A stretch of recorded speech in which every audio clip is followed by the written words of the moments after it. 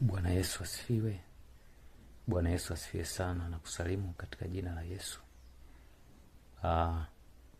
Hivi ushawahi kujiuliza kwa nini watu wengi wanaanza vizuri huduma na wanaporomoka? Na kwa nini watu wengi wanaporomoka kiuchumi? Unakuta mtu alikuwa ameanza vizuri kabisa kiuchumi, lakini mwisho wa siku anaporomoka. Sasa ulishawahi kujiuliza swali, kwa nini mtu anaporomoka kihuduma? Au kwa nini mtu anaporomoka kiuchumi? Sababu ya kwanza na sababu kuu ni hii hapa.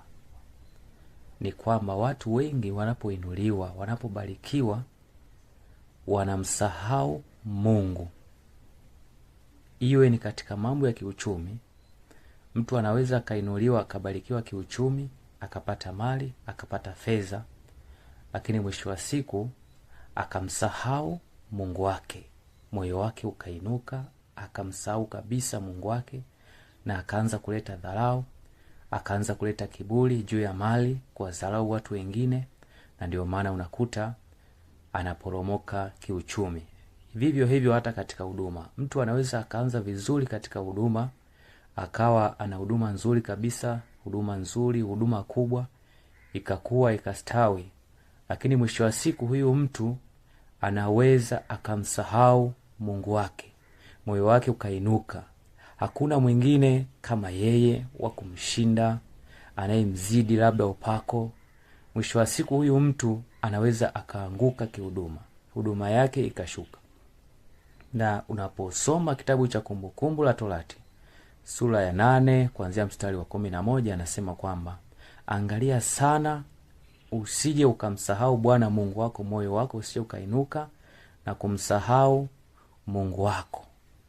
Maana mali zako zitakapokuwa nyingi, utakapojenga nyumba yako vizuri, utakapopata pesa nzuri, pesa nyingi, angalia sana usije ukamsahau Bwana Mungu wako.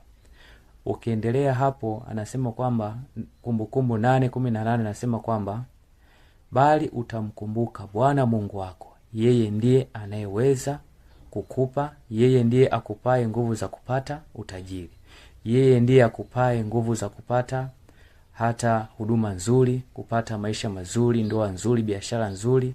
Angalia sana usije ukamsahau Bwana Mungu wako, moyo wako kainuka ukasema haya mambo yote nimeyafanya mimi kwa akili zangu.